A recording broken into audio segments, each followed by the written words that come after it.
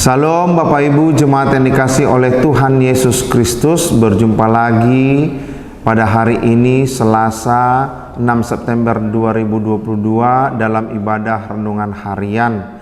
Sebelum kita mendengarkan firman Tuhan, marilah kita berdoa.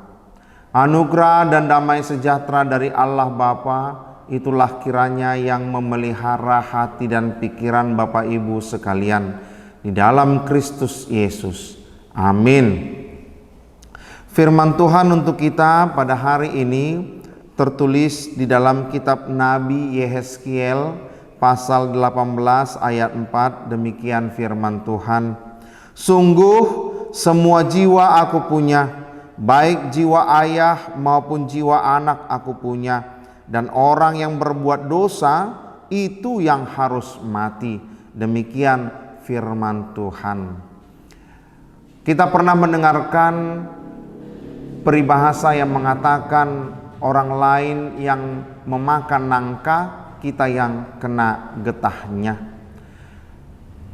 Peribahasa ini mau menunjukkan bahwa terkadang dalam hidup ini orang lain yang berbuat kesalahan, tapi bisa saja kita yang terkena imbasnya. Tetapi itu sesungguhnya adalah peribahasa dalam kehidupan kita di dunia ini. Kalau untuk Tuhan, peribahasa itu tidak berlaku. Sebab bagi Tuhan, siapa yang bersalah, maka dialah yang harus menanggung kesalahannya. Siapa yang berbuat dosa, maka dialah yang harus menanggung upah dosa, yaitu maut. Mungkin kita pernah berpikir, jikalau ada seseorang yang meninggal karena ditabrak, mungkin ada orang yang berkata, oh iyalah, mungkin dia pernah menabrak orang sampai meninggal, makanya sekarang itu ganjarannya. Atau mungkin kita pernah mendengar bahwasanya ada anak-anak yang mati dibunuh. Mungkin kita akan berpikir, mungkin ada orang yang pernah mengatakan, ialah mungkin bapaknya pun waktu masih muda pernah membunuh orang. Atau mungkin kita mengatakan adanya istilah dosa warisan. Bapak Ibu jemaat yang dikasih oleh Tuhan, sesungguhnya di dalam Tuhan kita Yesus Kristus, dosa warisan itu sudah tidak ada lagi. Dosa warisan itu sudah dihancurkan oleh Tuhan kita Yesus Kristus. Oleh karena itu, dosa seorang bapak tidak akan dilimpahkan kepada anak-anaknya. Dalam artiannya, bapaknya yang berbuat salah, maka anaknya yang menerima karma. Atau ibunya yang berbuat salah, maka anaknya yang menerima karma. Di dalam Tuhan itu tidak benar. Sebab siapa yang berdosa, maka dialah yang harus menanggung upah dari dosanya, yaitu maut. Seperti yang dikatakan oleh Rasul Paulus dalam Roma 6 ayat 23, sebab upah dosa ialah maut. Demikian juga dengan firman Tuhan dalam Yehezkiel 18 ayat 4 ini mengingatkan kita bahwa sesungguhnya jiwa setiap orang itu adalah milik Allah. Jadi jiwa seseorang itu tidak ditentukan oleh karma yang diperbuat oleh pendahulunya.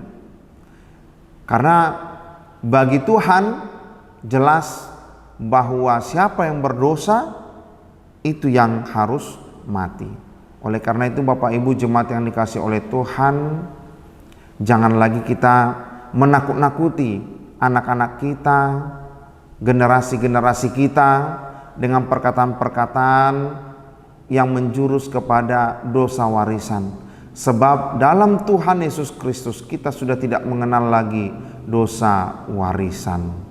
Dosa yang diturunkan kepada generasi-generasinya, sesungguhnya itu tidak ada lagi. Dan jangan pernah kita berpikir bahwa nantinya anakku yang akan menanggung segala perbuatan dosaku. Kalau kita berpikir secara logika, enak banget. seorang bapak yang berbuat dosa, tapi anak-anaknya yang menanggung akibat ataupun karmanya. Tidak mungkin. Dan jikalau itu benar, apakah kita tega kepada anak-anak kita?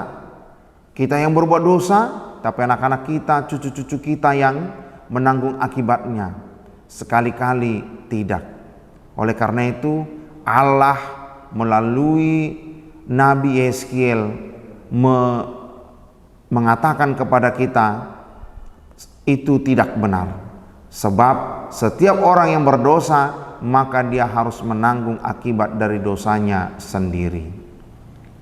Jelaslah sekarang Bapak Ibu, jemaat yang dikasihi oleh Tuhan, sekali-kali kita harus berpikir bahwa ketika kita berbuat dosa, maka ada maut yang menjadi upah kita. Maut dalam artiannya adalah celaka kita.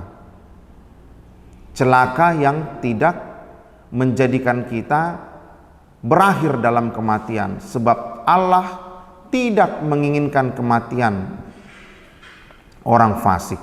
Allah menunggu pertobatan orang yang berdosa. Lalu dikatakan upah dosa adalah maut, maut adalah kengerian. Karena memang ketika kita berdosa, mungkin bukan sekarang, bukan besok, bukan nanti, atau mungkin esok-esoknya kita akan menerima akibat kengerian dari dosa kita tadi. Tapi jangan sampai kita berpikir kepada kematian. Karena kalau kita mati di dalam dosa kita, mati karena kita sedang berbuat dosa, Allah tidak menginginkannya. Allah tidak menerimanya, tapi Allah menunggu pertobatan dari orang yang berbuat dosa. Amin, kita berdoa. Sungguh kami berterima kasih kepadamu ya Allah Bapa, yang selalu menyertai kehidupan kami. Mulai dari malam hari hingga pada pagi hari ini, kami merasakan kasih setiamu kepada kami. Dan pada saat ini Tuhan, kami telah disegarkan oleh firman-Mu. Kami diingatkan oleh firman-Mu bahwa setiap orang yang berdosa akan menerima akibat dari dosanya. Oleh karena itu Tuhan, di sini kami dinyatakan bahwa upah dari dosa itu adalah maut. Maut yang mengerikan, kengerian. Oleh karena itu Tuhan, seperti yang Kau katakan, Kau tidak menginginkan kematian orang fasik, orang yang berdosa, tetapi Kau menunggu pertobatannya. Oleh karena itu Tuhan, berikan kepada kami kesempatan agar kami bertobat, mengubah kehidupan kami menuju ke jalan yang lebih baik dan menuju ke jalan yang lebih benar, agar kami kembali kepadamu Tuhan dalam keadaan kudus.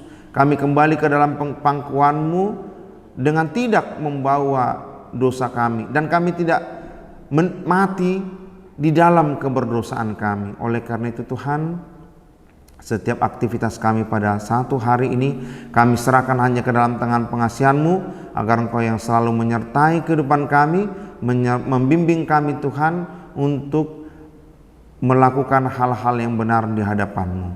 Terpuji Engkau Allah Bapa, dalam Kristus Yesus kami berdoa. Amin.